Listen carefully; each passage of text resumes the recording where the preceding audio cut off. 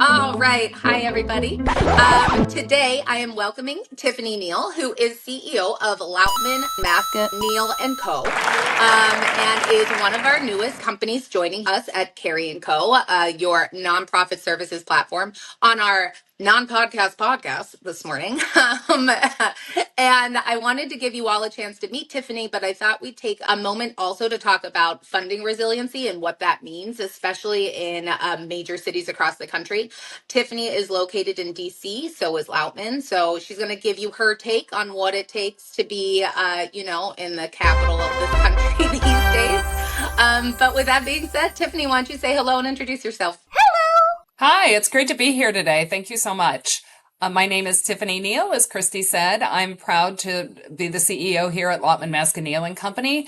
We focus on getting individuals to support nonprofit organizations. So we reach out to a broad swatch of prospective donors through the mail, through email, through face-to-face canvassing, online, through advertising, on the phone, through text. So people are connecting with nonprofit organizations through every channel available. And we make sure that our nonprofit clients are there when people are looking. So it's a wonderful way to connect people with the missions that they know will change the world. And I'm very proud of what I do. Oh, I love that. Also, I guess they're going to find you is the service. um, and what I love most about it when we were starting to talk about like Lautman joining and what direct mail was, I guess the most surprising to me was like even the grassroots canvassing needs organization, it needs structure, it needs all of those things. And most times it comes across as like, oh, we just are galvanized or passionate about the mission. But that's part of the service that you guys do of like saying, no, let us add structure, let us add a program to what you're building because it can be so important. So I guess, can you just give me a little bit about who you serve, why direct mail is important and all of your services are important, and where you feel like the right organizations find you and can utilize your services? Yeah, we work with a variety of nonprofit organizations, and the real key to connecting with individual donors successfully and cost effectively is ensuring that the mission that the organization has appeals to a large swatch of the American or international giving population. So what we're really looking for, our most successful partnerships are with organizations that have a very clear mission. Here is the method in which we want to make change in the world. And that they stick to their approach and they say, this is the work we do. So be it international relief, be it the environment, be it advocacy and civil rights, they have a clear path to success and they have a clear theory of change. We can then take that theory of change and match it with individuals out there who want that to be the way that they impact the world. So we reach them through a variety of ways, as I discussed. Mail is definitely an important channel. People love to get mail. One of the things that we're finding is that receiving a letter in the mail it helps donors go to other channels. So they look up an organization online, or if they see a canvasser on the street, they may say, oh, I just got this letter. And data that came out last year showed that that mail piece impacts people across generations. So I think the traditional thinking is that mail mostly appeals to boomers or the great generation, but Gen X, Gen Z, Gen Alpha, the millennials all said that that piece of mail that they got inspired them to turn somewhere else. Not every organization is going to be able to connect with people through the mail, and that's why we use things like digital advertising or even the phone and text to reach potential donors. So those are kind of the keys to success, having a mission that you can explain clearly and translate to donors, and us being able to reach a large section of the population with that mission. Oh, I love that. And I've not, the theory of change, I think, is so great because I think it helps people activate your missions because I think we've all been through strategy planning. We've all been through like these long conversations about reworking missions. And so they can end up being like formal books that you put on a shelf in some ways. So a theory of change can just be like the informal version. Hey, I'm meeting somebody on the street. This is my actual mission. I love Right. that. And I think it's very actionable. So if you haven't done that yet for your organization, maybe think about theory of change. So that's the first piece of advice Tiffany has given us. Very smart. So then my next one is, so we all see dozens of nonprofits, right? We see them in the aggregate across the sector, and that can be really great because you can pick up on themes. You can see what it is from a bird's eye view. So what separates the organizations that stay resilient through funding shocks and the ones that scramble, in your opinion? I think that that's a really critical question right now. And the Giving USA data that came out last year showed, again, we had a tremendous increase in the number of nonprofit organizations, those that are, enjoying the tax status of a 501c3 or a 501c4. And I think, again, I always go to clarity of purpose and authenticity of case for support. So if you have a clear way in which you're really impacting the world as a nonprofit, you're feeding people, you are fighting, climate change by, rallying people to vote in a particular way. You're fighting hunger either by raising money, for direct service or to ensure government support. So having that clarity will help you stand out, and then being very authentic about the impact of the donor's contribution. So being able to say, when you give to us, we're going to be able to accomplish X, Y, and Z. You see this very, very clearly in medical research, in which you can say, look, for some of the medical research organizations we work with, for each dollar of individual support we get, the scientists who get our grants are able to leverage that into bigger grants. So really being able to tell your story to donors and prospective donors clearly, and give an authentic reason why their contribution will have that impact that they want to see. Oh, I love that because it reminds me of one of our podcast episodes when we were talking to Craig, the CEO of Schultz and Williams, because he said something similar. And he had said it in a way that I hadn't heard before, where it was like, not everybody is going to understand your mission. So find your people, find the people that this matters to, and really sink your teeth in, because those are the folks that are going to understand what their impact and going to value it the most. So don't be afraid to say, this is my line, these are my people, instead of trying to be broad and, reach everybody, be specific. So it's really good to hear that kind of echoed here. So Yeah. excellent work.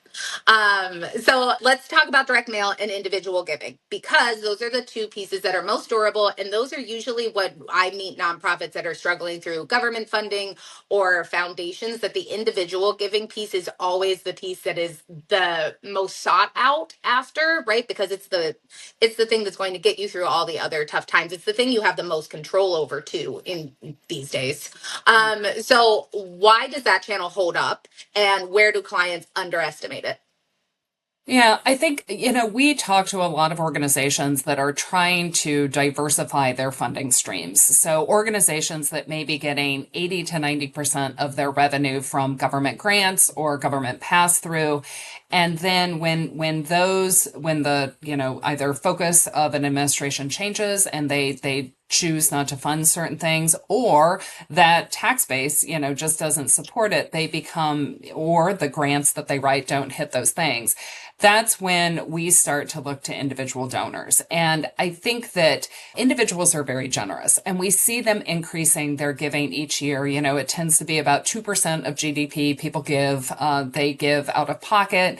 It is resilient. I mean, we can talk about the current economy that's definitely having some impact on decisions that people are making, but for the most part, it's pretty dependable. And so what we do by adding that individual donor support is we give some resiliency to that total donor pie, or the total funding pie. So what we look for is to have, a third to a half of all funding coming from individuals, and then the rest of it can be a mix of corporations, it can be mega donors, those big foundation gifts, it can be government funding, because government funding definitely plays a role within nonprofits. But by really diversifying that mix of income coming in, organizations start to become more resilient. And I think the challenge is starting an individual donor program, as we've been talking about, it's hard to find those people that are really going to sing to your mission. They believe in it profoundly this is how they want to change the world. And there is a cost involved with finding those donors. Most organizations invest between $100 and $400 to $500 to $600 for each new donor they get. So what you need is a partner who's going to work with you to be able to look at what that short-term investment is going to be and what that beginning growth is going to look like, how many years you're going to have to invest, and then what the long-term value and return on that investment is going to be. And that's something we work with all of our organizations on, not just when they're starting out, but also when they're starting a new channel. If you say, oh, I want to diversify, because then with individual donors, you have to make sure you're diversified within that mix because you don't want everyone only giving to Yeah. you in one channel and you don't want everyone just giving $1 amount. True. So if you working with a partner, then you can really develop that long-term return on investment scenario by channel, by dollar level of donor, by where they're coming in. And that then really bakes into your overall fundraising, a very sophisticated, dynamic, program in which you can pivot and increase that giving and balance out other funding sources. Oh, I love that. Because you said so many things in there. I didn't even realize that individual giving should be all the way up to like a half of your funding, right? So Yeah, I think that's one thing. And then the second piece being the levers that you can control within that individual giving. So the right. larger it is, the more control that you have over it, especially because the investment is high, right? So like Yep. $500 to $600 per new donor. You want to make sure you have a partner that's actually helping you and understands where to put that money instead of just lighting it on fire, Right. which I think sometimes we're all want to do. But I guess talk to me about that. So how do you help? So if you're a nonprofit and you're like, all right, I need an individual giving, so now this is an investment, how do you coach them to be talking to the board that might be a Yeah. little nervous about a large investment like that? Yeah, I think it takes a number of things. And I always say when I have this conversation, the great thing about being a direct response fundraiser is I'm just big nerdy fundraiser because it is very numbers based. And the beautiful thing about direct response fundraising is we can play out the multi-year return on investment scenario for about anything you want to do. Okay. So if you have a board that really thinks either in terms of growth or return on investment, or if they're from the corporate world and they really understand that you have to invest in order to grow any business, including a nonprofit business, there are conversations that you can have and that, we and a good partner can help you have. So we often prepare presentations for boards or actually go in and do them ourselves where we present those multi-year scenarios of what the investment is going to look like, when the return on that investment is going to be, where the difficult parts are going to be. We actually do monthly cash flows so that organizations can plan for months in which, you may be making a big investment in a mailing. You may have a big postage check due out and the money, returning on that won't come in for another couple months, but we can really show that. The conversations with the board, it needs to focus on the overall growth goals for the organization. So we tend to really focus on that 3, 5, even 7 year picture of what you want to accomplish as an organization, because growth for growth's sake may Hmm. not be perfect for every group. But often we can say if you want to expand your mission or you want to lessen your reliance on government funding, which is what we're talking about today, or you just want to create a better pipeline for major donors, because that's the other thing about starting a grassroots, direct response program, is you're going to bring in people who are raising their hands and they're saying, your mission appeals to me, your theory of change appeals to me. And working with those individuals, those become your major donors. They become your planned giving individuals. Most bequests continue to come from individuals who started out in a direct response program, which is a wonderful return on that investment you've made. Oh, I love that. So you're the folks that you can actually give them the data that they're looking for, right? So many of the services that are in nonprofits, and because we're talking to nonprofits, they also understand that it can be difficult to project, especially to a corporate board, especially to somebody who is used to more data, with how much or what some of these campaigns will actually pay off for. But you can Right. do that. You can do that over years. I also Right. think being able to look at it and think, look, if I individually or if I invest in individual giving, I can I can stop this idea that I'm always shooting or looking for the unicorn. Who is going to be the bequest? Who is going to be the major giver? You have a pipeline, right? So then you can actually like help people kind of move through the pipeline with a good partner. So it takes some of the guesswork out of this, right? Yes, it's an investment, but it's a smart investment. And I think that's what Right. we're constantly talking about. And if you have a good partner and a board that is receptive, what's wonderful is we will set key performance indicators for the benchmarks that you need to hit to know you're on track. So, and those we present to organizations quarterly, and we'll often go back to boards. I mean, boards typically don't want to hear about direct response fundraising every month. I don't know why. I find it I know it. fascinating, but boards don't.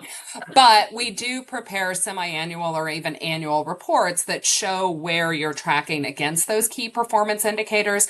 And if a shift is needed, if for example, one of the things that we've seen through the increase in the inflation, for example, is that it is harder to get new donors for an organization. So people are making pocketbook decisions as they're, looking at gas prices increasing or food prices, and they may not be making that first gift to a nonprofit for $20. So some organizations are seeing their new donor acquisition numbers decrease a little. But if we're looking at those key performance indicators every month, we can say, okay, this may be a moment to focus more on strategies to get our existing donors to become monthly donors or recurring Great. supporters.